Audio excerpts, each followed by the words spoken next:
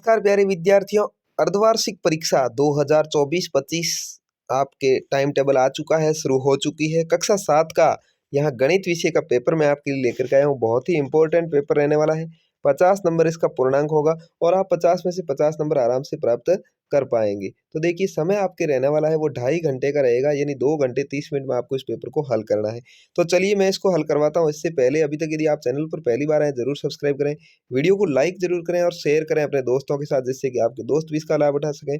आपको कक्षा 6-7 की हिंदी, इंग्लिश और गणित की वर्कबुक है, जो डेस्क वर्क है, वो भी हल करवाई जा रही है। साथ ही वार्षिक परीक्षा के पेपर भी आपके लिए यहाँ लेकर के मैं आऊँगा, तो उन्हें भी देखने के लिए आप चैनल को जरूर सब्सक्राइब कर लीजिए। साथ ही आपको यदि पेपर की पीडीएफ चाहिए, टेलीग्राम ग्रुप का लिंक डिस्क्रिप्शन में ज्वाइन कर सकते हैं। चलिए, यहाँ पर पहला क्वेश्चन आपके लिए आता है। वस्तुनिष्ठ 5 क्वेश्चन आपके आएंगे, 5 नंबर के होंगे। ठीक है, कितने? 5 नंबर के 5 क्वेश्चन होंगे। तो चलिए उसको हल करते हैं। सबसे पहले 33 गुणा 5 का मान होगा, यानी 5 को 3 से गुणा करेंगे तो 5 3 15 और 5 3 15 और एक हासिल 16, 165। तो यहाँ पर अ आपका सही जवाब आ जाएगा। आगे है दूसरा क्वेश्चन। 9 12 11 10 8 9 और 11 का माध्यक होगा, यानी माध्यक बीच वाली संख्या होती है। चलिए जैसे लिख देते हैं इसको क्रम वाइज। 8, फिर 9, फिर लिखा हुआ है 9 और है, फिर 10, फिर है 11, फिर दोबारा 11 और 12। तो देखिए यहाँ टोटल 7 संख्याएं, 3 इधर से छोड़ दो, 3 इधर से छोड़ दो, बीच में क्या आ रहा है? 10 आ रहा है। तो 10 ही इसका माध्यक है। तो अ यहाँ पर आपका सही जवाब हो जाएगा। आगे है 200 रुपये क्रय मूल्य और 230 रुपये विक्रय मूल्य हो तो लाभ प्रतिशत ज्ञात कीजिए। आसान है। लाभ प्रतिशत का सूत्र क्या है? आप सभी को पता होगा। क्या है? लाभ बटा क्रय मूल्य गुणा 100। लाभ बटा क्रय मूल्य गुणा 100। तो लाभ यहाँ पर हुआ है, देखिए 200 रुपये में खरीदी, 230 में बेची, कितने रुपए का लाभ हुआ? 30 रुपये का। खरीद मूल्य क्रय मूल्य 200 और गुणा करेंगे 100 से। 2 जीरो से 2 जीरो कट गए, 2 का भाग 30 में देंगे, क्या आ जाएगा? 15%। कितना? 15%। तो यहाँ पर ब आपका सही जवाब हो जाएगा कि 15% लाभ हुआ। ठीक है, यहाँ पर ब लिख देंगे। किसी त्रिभुज में ज्यादा से ज्यादा कितने समकोण होते हैं? तो एक त्रिभुज के अंदर अधिकतम एक समकोण हो सकता है। कितना? एक समकोण हो सकता है। अ यहाँ पर आपका सही जवाब होगा। अगला क्वेश्चन पूछा है, देखिए x + 3 = 7 हो तो x का मान क्या होगा? तो x + 3 है, तो देखिए अपन लिखते हैं इस तरह के समीकरण को हल करने के लिए क्या करते हैं कि एक जैसी संख्याओं को एक तरफ ले जाते हैं। x का मान ज्ञात करना है, लिखेंगे बराबर 7 और प्लस का 3 है, इधर जो पक्षांतरण करेंगे तो माइनस का 3 हो जाएगा, यानी x का मान क्या आ जाएगा? 7 में से 3 गए 4। तो यहाँ पर x का मान क्या हो जाएगा? 4 हो जाएगा, यानी आपका यहाँ पर सही जवाब है। तो इस तरीके से तो आपको ये करने थे। उसके बाद देखिए रिक्त स्थानों की पूर्ति कीजिए। ये भी आपके 5 क्वेश्चन आते हैं और 5 ही नंबर के आते हैं, एक एक नंबर का एक। एक ही बिंदु पर काटने वाली 3 या अधिक रेखाएं क्या कहलाती है? तो ये समांगी रेखाएं कहलाती। क्या कहलाती भाई? रेखाओं के बारे में पूछा है, तो ये बिंदु का पूछते तो समांगी बिंदु, और रेखाओं को पूछा है समांगी रेखाएं कहलाती है। तो आपको समांगी यहाँ पर लिखना है, यानी समान बिंदु पर काट रही है। समकोण के सामने की भुजा को क्या कहते हैं? समकोण के सामने की भुजा कर्ण कहलाती है। ठीक है, क्या कहलाती है? कर्ण कहलाती है। जैसे मान लिया जाए ये त्रिभुज है, इसमें ये समकोण है, इसके सामने वाली ये भुजा है जो कर्ण कहलाएगी। ठीक है, ये आधार है और ये लंब है, ये कर्ण है। ठीक है, तो इस तरीके से कर्ण लिखना है आपको यहाँ पर। एक समीकरण में दोनों पक्षों में व्यंजकों का मान क्या होता है भाई? बराबर होता है। क्या होता है? बराबर होता है। ठीक है, इस तरीके से आ जाएगा। एक खाली जगह के 2 अंतः बिंदु होते हैं, किसके? रेखाखंड के। एक रेखाखंड के 2 अंतः बिंदु होते हैं, तो यहाँ पर आपको रेखाखंड लिखना है। क्वेश्चन नंबर 9 का उत्तर। ठीक है, रेखाखंड। 160 का 1/10वां भाग, तो इसको भी आप सरल तरीके से गुणा कर सकते हैं। 160 गुणा 1/10, 0 से 0 कट गया, 16 को 1 से गुणा किया, क्या आ जाएगा?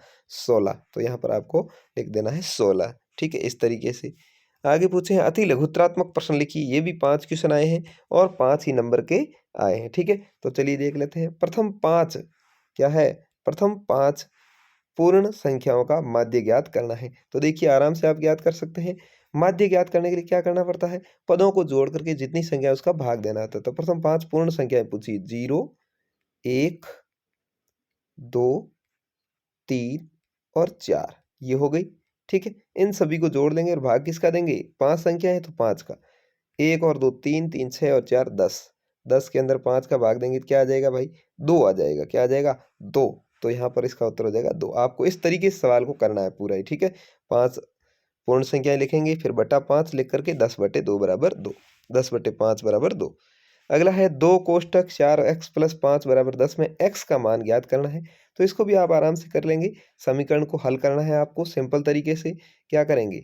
2 कोष्ठक 4x + 5, ठीक है, बराबर 10 है। अब सबसे पहले अपन जो बाहर है इसको ले जाएंगे, इधर 2 गुणा में है तो भाग में ले जाएंगे। तो इधर रहेगा अपने पास में 4x + 5 और बराबर 10 के अंदर 2 का भाग देंगे तो आ जाएगा 5, ठीक है। अब देखिए 4x का मान ज्ञात करना है, प्लस का 5 है तो इधर ले जाएंगे तो किसका हो जाएगा? माइनस का। तो 4x का मान क्या आ गया? 0। इसका मतलब x का मान भी क्या है? 0 हो जाएगा, ठीक है। इस तरीके से हल कर लेंगे।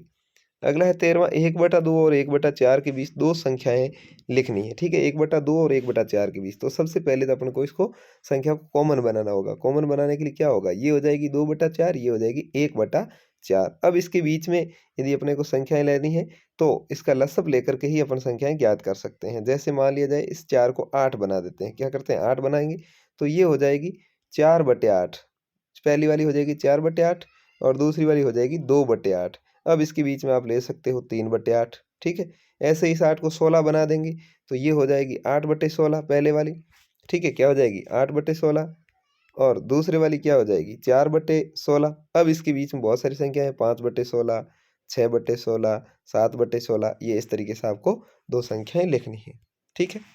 आगे क्या ऐसा कोई त्रिभुज संभव है जिसके दो समकोण हो? बिल्कुल नहीं, क्योंकि कोई भी जो त्रिभुज है उसका कोण 0 डिग्री नहीं हो सकता और अंतःकोणों का योग ही 180 डिग्री होता है। तो दो समकोण का योग भी 180 डिग्री हो तो तीसरा कोण 0 नहीं हो सकता, इसलिए दो समकोण वाले त्रिभुज संभव नहीं है। इस तरीके से आपको लिखना है। ऐसा पूर्णांक युग्म लिखिए जिनका योग -3 हो, यानी दोनों को जोड़े और -3 आए। जैसे मान लीजिए 5 और अपन जोड़ लेते हैं -8। क्या जोड़ लिया? 5 + -8। तो प्लस माइनस माइनस होगा, ये रह गया 5, ये हो गया 8 और उत्तर क्या आ गया? -3 आ गया। तो इस तरीके से समीकरण आप बना सकते हैं। संख्याएं अन्य कोई भी आप ले सकते हैं, ठीक है। आगे है लघुत्तरात्मक प्रश्न। -2 और -1 के बीच में 3 परिमेय संख्याएं आपको लिखनी है। तो अभी जैसे अपन ने बट्टा करके समझा था वैसे ही करते हुए, एक कोण अपने संपूरक कोण का 2 गुना है तो कोण की माप ज्ञात कीजिए। यानी एक कोण क्या है? अपने संपूरक कोण का 2 गुना है। यानी संपूरक कोण का मान कितना होता है? दोनों का 180 डिग्री। अब ये कह रहा है एक कोण है अपने संपूरक कोण का 2 गुना है। यानी एक है मान लिया जाए 2x और एक है x, टोटल कितने हो गए? 3x। अब 3x का मान 180 है। क्या है? 3x बराबर 180। तो x का मान ज्ञात करना, 3 का इसमें भाग दे देंगे तो x का मान क्या आ जाएगा? 60 आ जाएगा।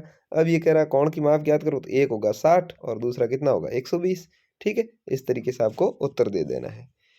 अगला है 120 मतदाताओं में से 90 ने हाँ में मत दिया तो कितने प्रतिशत ने हाँ में मत दिया? तो अपन क्या करेंगे? जितना ने हाँ में दिया उसको ऊपर, टोटल को नीचे और प्रतिशत ज्ञात करना है 100 से गुणा। 0 से 0 कट, 3 3 9, 4 3 12, 4 का इसमें भाग दो 25 और 25 को 3 से गुणा करो। 75% ने हाँ में मत दिया तो 75% उत्तर आ जाएगा। इस तरीके से याद करना है।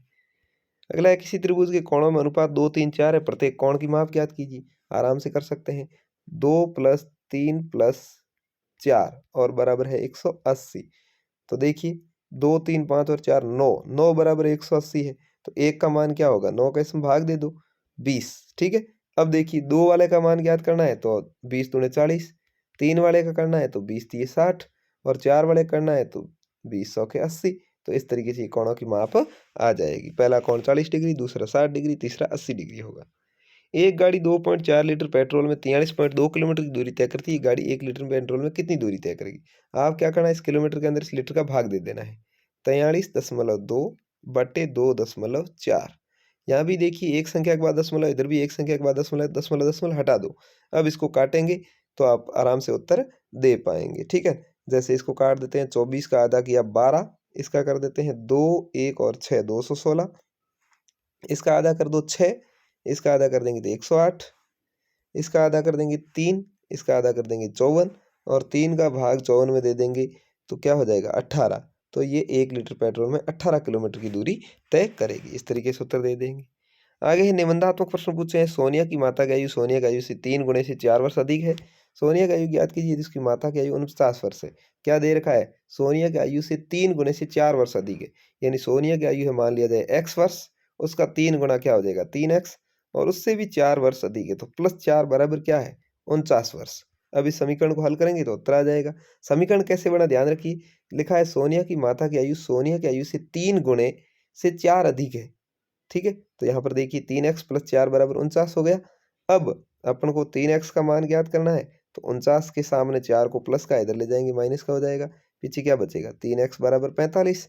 अब x का मान ज्ञात करना है, 3 भाग में चला जाएगा गुणा में, तो क्या आ जाएगा 15। तो सोनिया की आयु कितनी है भाई, 15 वर्ष है। ठीक है, इस तरीके से उत्तर आ जाएगा।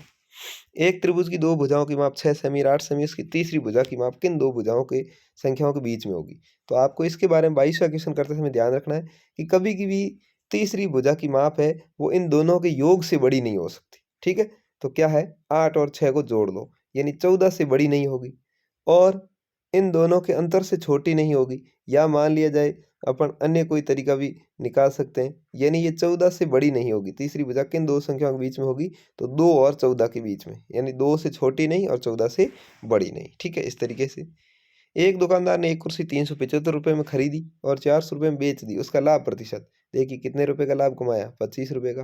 कितने पर कमाया, 375 पर, क्यों खरीदी 375 में थी, गुणा कर देंगे 100 से। तो आराम से हल कर सकते हैं आप।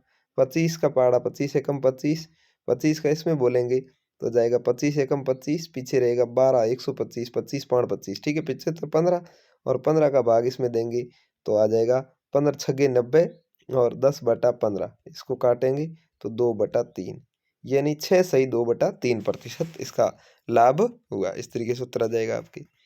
24वां पूछा, एक आयत का क्षेत्रफल ज्ञात करना है जिसकी लंबाई 5.7 और चौड़ाई 3 है। तो आयत का क्षेत्रफल का सीधा सा सूत्र है लंबाई गुणा चौड़ाई। आप इस तरीके से कर देंगे 5.7 गुणा 3, 3 का करेंगे 7 3 21, हासिल की 2, 5 3 15 2 17, 17.1 सेंटीमीटर स्क्वायर। ठीक है, इस तरीके से उत्तर आ जाएगा 17.1। आगे है आकृति में क्या आप ASA सर्वांग समता प्रतिबंध का उपयोग करके निष्कर्ष निकाल सकते हैं कि त्रिभुज AOC बराबर त्रिभुज BOD है। तो आपको इसको आराम से हल कर लेना है सर्वांग समता का नियम लगाते हुए। तो इस तरीके से आपके ये था कक्षा 7 का गणित का पेपर। उम्मीद है अर्धवार्षिक का पेपर आपको अच्छे से समझ में आ गया है। अच्छे से आप हल करिए। इस पेपर की PDF टेलीग्राम ग्रुप में प्राप्त कर सकते हैं, जिसका लिंक डिस्क्रिप्शन में है, और अपने दोस्तों तक इस वीडियो को जरूर शेयर करिए। धन्यवाद, जय हिंद।